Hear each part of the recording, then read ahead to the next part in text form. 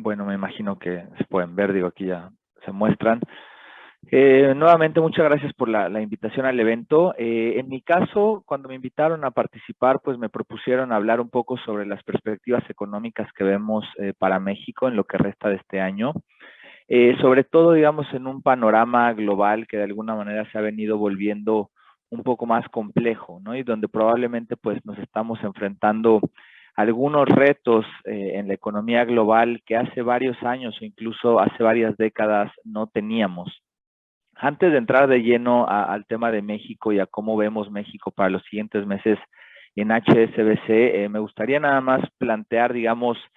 cuáles son los principales retos que estamos teniendo a nivel global, porque como ustedes saben, pues México de alguna manera es una economía muy abierta, probablemente de las más abiertas en América Latina, con un comercio, digamos, que tenemos aproximadamente un poquito más de 500,000 millones de dólares cada año en exportaciones y tenemos la misma cantidad, un poco más de 500,000 millones de dólares en importaciones, lo cual hacen que el comercio que México tiene cada año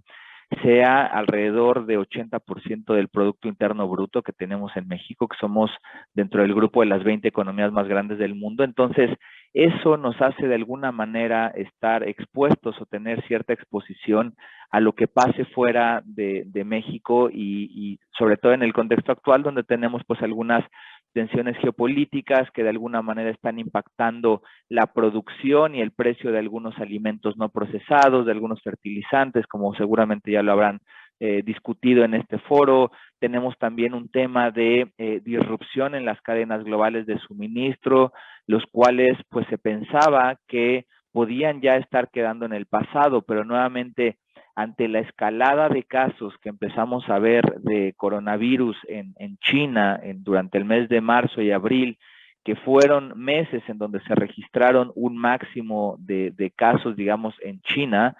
pues esto generó que no solamente regresaran estas presiones en la cadena global de suministros, sino que se volvieran inclusive posiblemente más fuerte de lo que estábamos teniendo en 2021. Entonces, estamos en un panorama global, el cual está caracterizado por una desaceleración económica a nivel global, ¿no? Como ustedes probablemente habrán escuchado ya, muchos países regresaron a sus niveles prepandemia o inclusive ligeramente por arriba de la pandemia durante el mes de 2021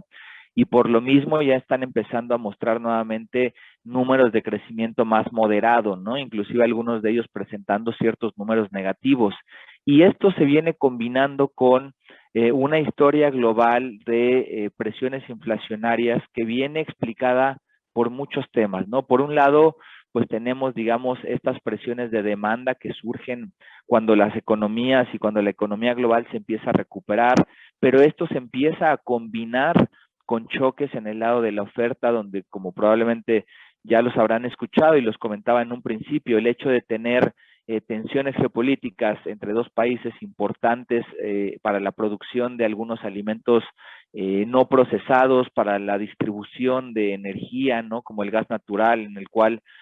pues digamos que Rusia es un distribuidor importante para la región de Europa. Si a esto le agregamos el tema de las cadenas globales de suministro, pues cuando juntamos estos elementos, tenemos que las presiones inflacionarias y las presiones en precios, también acompañadas por temas climáticos, pues esto resulta en mayores precios para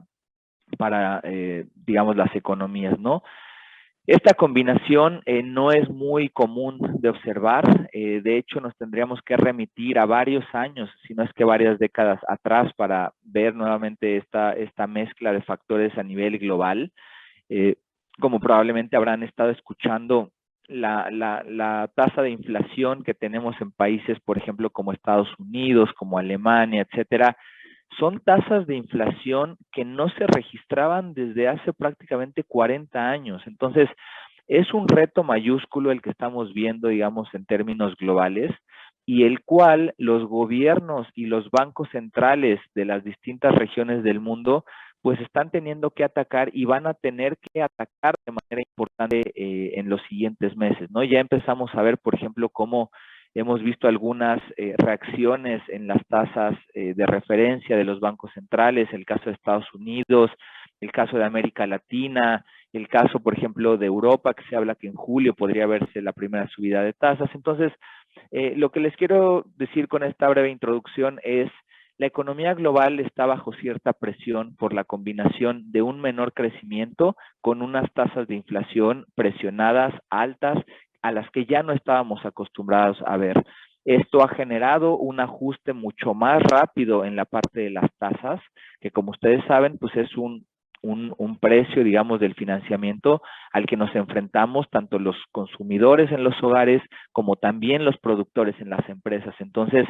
es una consideración importante para tener para lo que resta del 2022. Y si a esto le añadimos una capa adicional de complejidad que proviene de el esfuerzo fiscal que tuvieron que hacer los países cuando tuvimos la peor parte de la pandemia, donde se tuvo que hacer un esfuerzo, cada país obviamente a distintos grados, pero los países teniendo que recurrir a estímulos fiscales para tratar de regresar a las economías a los niveles de actividad que había antes de que surgiera el brote, pues esto digamos que reduce el margen de maniobra para los gobiernos para poder, digamos, dar un estímulo mayor ante este escenario que estamos enfrentando actualmente. Entonces, esa es, digamos,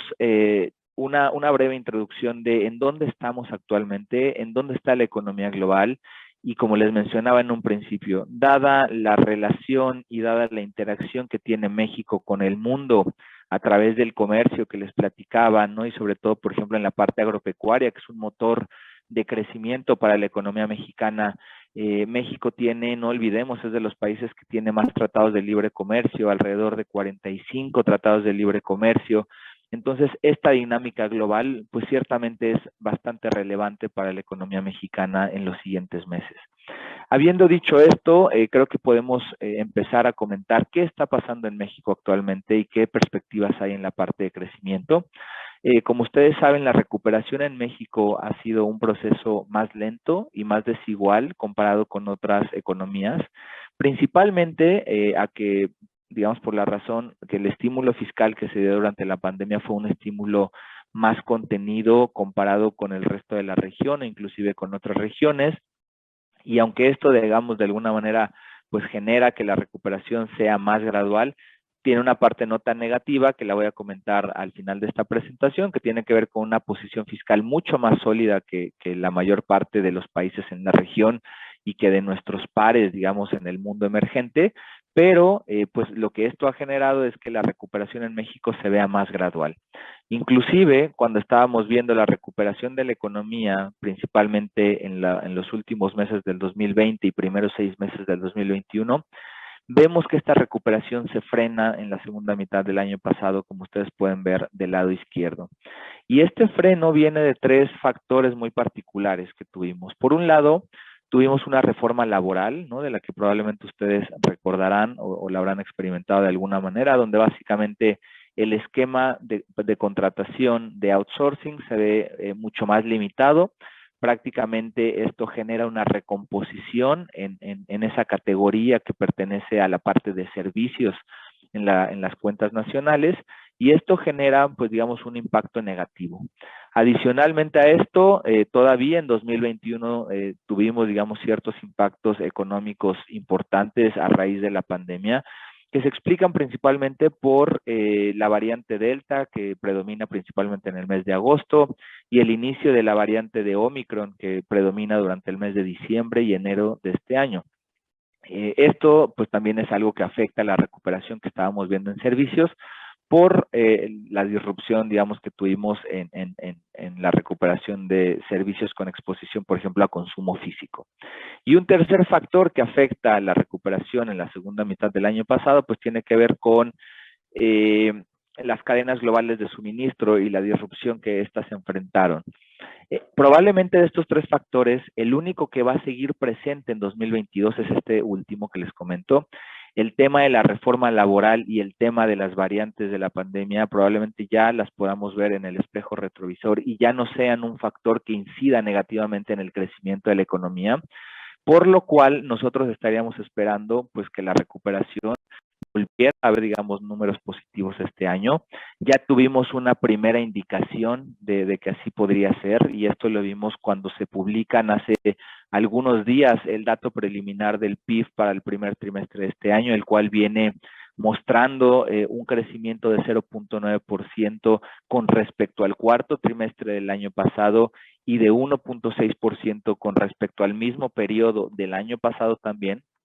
Y esto de alguna manera, como ustedes aprecian del lado izquierdo, pues podría implicar nuevamente que se retome esta tendencia de crecimiento o de recuperación, aunque pues es importante mencionar que seguimos esperando que sea una recuperación relativamente moderada, ¿no? Del lado derecho ustedes pueden ver cómo esperamos que se dé la recuperación, y probablemente sea hasta el 2023 cuando veamos que la actividad económica total en México regrese a los niveles que teníamos antes de la pandemia.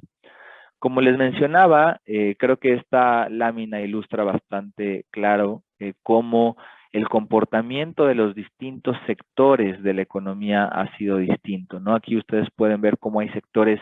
que ya se encuentran muy por encima de los niveles que había antes de la pandemia. Principalmente son sectores que se han visto beneficiados,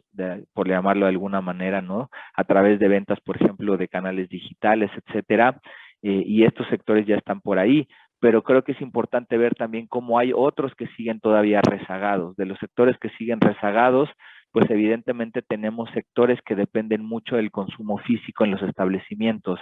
como es el caso particular del turismo, de actividades relacionadas con turismo, de la industria de entretenimiento, la industria de algunos restaurantes, y pues también, como les comentaba, ahí perfectamente se puede contemplar el impacto que tuvimos de la reforma laboral. En el caso de las actividades primarias, venían teniendo un excelente comportamiento. El tema de agricultura durante la pandemia, dado que fue de las actividades que se consideraban esenciales, tuvieron un comportamiento muy favorable. De hecho, por un muy buen rato mostraron un comportamiento mejor al que lo hizo la producción industrial y los servicios. Sin embargo, los últimos meses han sido bastante retadores para la industria. Aquí probablemente ustedes tengan mucho más color que nosotros, pero creo que todos estos factores globales que de alguna manera han venido afectando la producción de algunos alimentos no procesados ya se empiezan también a reflejar en los números de crecimiento, y como hemos visto inclusive algunos números negativos o alguna moderación importante en los niveles de producción. Aquí por eso pues podemos ver que de alguna manera la agricultura al mes de febrero del 2022 se encuentra en un nivel pues relativamente similar al que teníamos antes de la pandemia, ¿no? Entonces creo que es importante tomar en cuenta cómo estos riesgos globales pues de alguna manera han incidido sobre este tipo de actividades primarias, ¿no? Un segundo tema del que me gustaría hablar el día de hoy, además de crecimiento, es de la inflación. Creo que el tema de inflación todos lo hemos estado sintiendo, ¿no? Ya sea desde un punto de vista del consumidor, como desde un punto de vista más de la producción de las empresas. Como les comentaba en un principio, creo que lo mismo que dije para la parte global aplica para México. Tenemos una combinación de factores, ¿no? Caracterizada por una subida en el precio de algunas materias primas que se da a raíz de la recuperación en 2021, mayores precios en la parte de energía que se da pues por esta recuperación, pero también se exacerba, digamos, por el conflicto entre Rusia y Ucrania y el impacto que tiene el sector en Europa, también nuevamente por el tema de disrupciones en la cadena global de suministros, y a esto le podemos agregar también ciertas presiones salariales que hemos estado observando últimamente a raíz de los niveles elevados de inflación que hemos visto últimamente, ¿no? Entonces, esta espiral pues ha estado presente. Aquí, como ustedes pueden apreciar, 2021 y lo que llevamos de 2022 han sido años atípicamente altos para la acumulación de inflación en los primeros 6 meses del año. Aquí, como ustedes pueden ver de manera clara en las barras rojas, que es cuánta inflación acumulada tienes en los primeros 6 meses de cada año, pues ustedes pueden ver que 2021 fue un año atípicamente alto. Probablemente el último año que tuvimos un comportamiento similar fue en 2017, pero este año fue cuando se liberalizó el precio de la gasolina en México y se dejó flotar y esto es lo que generó ese cambio. Sin embargo, después de ese factor muy particular que tuvimos en 2017, prácticamente nos tenemos que remitir hasta 2021 para poder observar nuevamente una inflación acumulada bastante significativa en los primeros 6 meses del año, con un comportamiento similar en la segunda mitad del año, lo cual nos lleva a ver los niveles actuales que tenemos en cuanto a precios, ¿no? Que pues son niveles alrededor de 7.70 en una inflación anual, que pues nuevamente, como les comentaba, tendríamos que remitirnos hasta principios de la década de los 2000 para ver niveles similares en precios, ¿no? Entonces, sin duda, este es un reto al que nos estamos enfrentando de manera importante. Y por lo mismo, esto ha empezado a generar que las expectativas de inflación, como se puede apreciar en esta lámina, también hayan empezado a aumentar, ¿no? Y esto, pues sin duda, es un reto que puede ser un obstáculo importante, no solo para la parte de inflación, pero también para la parte de crecimiento, porque de alguna manera, pues a mayor inflación, digamos que el poder adquisitivo de los hogares, si no hay un ajuste importante en los salarios, pues se puede ver mermado, ¿no? El ingreso real que se tiene se ve disminuido y por lo tanto, pues es una combinación, digamos, peligrosa para cualquier economía. Ante este escenario, la principal respuesta o la principal reacción que ha habido en las economías, y es el caso de México, pues tiene que ver con las tasas de interés, ¿no? Como ustedes saben, es el instrumento o es el mecanismo por excelencia para tratar de contener las expectativas de inflación o la inflación. Sin embargo, este reto pues se ha vuelto más complicado porque muchos de los choques que estamos viendo en precios no responden a una mayor demanda o a presiones que tengan que ver con un consumo exacerbado que esté presionando a los precios. Más bien tiene que ver con factores de oferta que de alguna manera el movimiento en tasas tiene una menor incidencia sobre estos movimientos. Sin embargo, es importante que se hagan porque de alguna manera lo que se busca con estas subidas de tasa pues es anclar las expectativas de inflación del futuro para que no sigan mostrando el patrón de la inflación en el corto plazo. Entonces, lo que les quiero decir con esto es, ante esta combinación tan retadora que estamos teniendo de un crecimiento moderado y de inflaciones y de presiones inflacionarias, pues hemos visto prácticamente desde la segunda mitad del año pasado ajustes en la tasa de referencia por parte de Banco de México. La segunda mitad del año pasado empezamos a ver subidas de 25 puntos base, en diciembre se cambia el ritmo a subidas de 50 puntos, el cual se repite en el mes de febrero y después en marzo se implementa un nuevo movimiento. Mañana tenemos decisión de política monetaria por parte de Banco de México, en donde esperamos que Banxico ajuste otros 50 puntos base y esperaríamos que en el corto plazo, ¿no? Si es que Estados Unidos sigue ajustando como lo hizo la semana pasada también en una magnitud de 50 puntos base,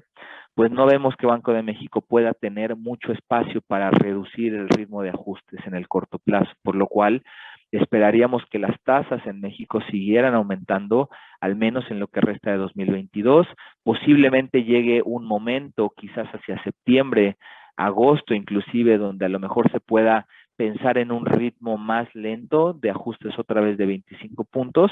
pero en el corto plazo, empezando por el día de mañana, estaríamos esperando ver movimientos nuevamente de 50 puntos base para tratar de contener esta dinámica de inflación. Un último mensaje que me gustaría compartir por cuestiones de tiempo en la agenda y dado que vamos un poquito retrasados, tiene que ver con la parte fiscal, ¿no? En un principio les comentaba sobre los retos que estamos teniendo actualmente y particularmente en la parte de crecimiento, pues México va a ser quizás de los países que regrese a los niveles prepandemia de manera más rezagada comparado con otros países en la región. Pero aquí es importante observar que muchos de los países que regresaron a los niveles prepandemia durante 2021 lo hicieron gracias al estímulo fiscal que implementaron, ¿no? En países de la región vimos, por ejemplo, estímulos fiscales del tamaño de 12, 13, 14 puntos del PIB, los cuales, si bien ayudaron a que las economías regresaran a estos niveles, ahora ese dinero que se usó para hacer que fuera más dinámica la actividad económica, pues es algo que se va a tener que pagar eventualmente, ¿no? Esa cuenta se va a tener que pagar. Y en este contexto global al que nos estamos enfrentando, pues posiblemente va a ser un reto adicional que estas economías van a tener que enfrentar. En el caso de México, si bien hemos experimentado una recuperación más gradual y más desigual entre los distintos sectores, cuando volteamos a ver la parte fiscal, la parte de cuotas fiscales en el país, la realidad es que sigue estando bastante bien anclada todavía, a pesar de que hay riesgos a la baja que pueden venir, por ejemplo, de un crecimiento menor a lo contemplado en el presupuesto del 2022, que pueden venir también por el estímulo que se le está dando a gasolinas, que al final eso se traduce en una menor recaudación. Si bien hay un balance de riesgos a la baja, creemos que la posición fiscal de México deberá de seguir siendo relativamente fuerte, ¿no? Entonces, creemos que a pesar de que podamos ver un déficit primario mayor al que se puso en el presupuesto del 2022, no va a ser, digamos, un factor que cambie o que altere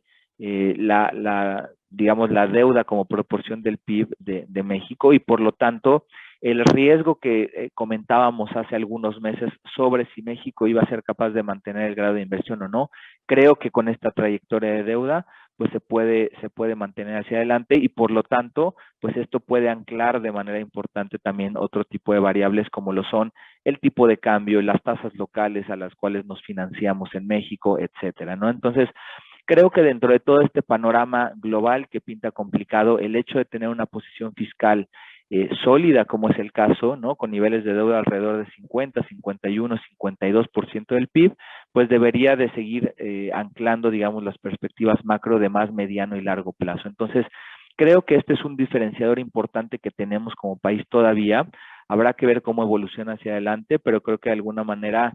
pues esto puede seguir favoreciendo hacia adelante, ¿no? Entonces, en resumen, yo les diría, los retos principales actualmente tienen que ver con el contexto global, con esta combinación de un menor crecimiento que se está combinando con presiones inflacionarias posiblemente más persistente, y sobre todo con la reacción que están teniendo los gobiernos y los bancos centrales ante este panorama. América Latina, de alguna manera, como les comentaba también, se ha visto relativamente favorecida, porque al final pues el aumento que vimos en el precio de algunas materias primas, y dado que algunos países en la región se mueven todavía con materias primas, pues esto de alguna manera ha convertido a la región en una región un poco más segura o con menor exposición a los riesgos globales que les estoy comentando. El caso de México, pues digamos que a pesar de que no es una economía que se mueva puramente con commodities, sino que hay otro tipo de actividades importantes, pues creo que también de alguna manera se ve favorecida, y por lo mismo es que hemos visto pues de alguna manera cierto anclaje o ciertas perspectivas de mediano y largo plazo que siguen viéndose relativamente mejor que el resto de otras regiones, ¿no? Entonces, a grandes rasgos esperamos que los retos en el corto plazo sigan estando dominados por esta dinámica global, justamente por esta exposición que tenemos como país, y al ser un exportador tan importante dentro de la región, que si bien tiene muchas ventajas, pues cuando vemos choques negativos que vienen de fuera, pues también podemos ver también ciertos efectos adversos que habrán que superarse, ¿no? Entonces, sin afán de extenderme más, aquí hago una pausa, y tengo entendido que al final, en caso de que tengan alguna pregunta, habrá un espacio, y pues con esto podríamos seguir adelante con la agenda, y esto de mi parte por el momento. Muchas gracias a todos.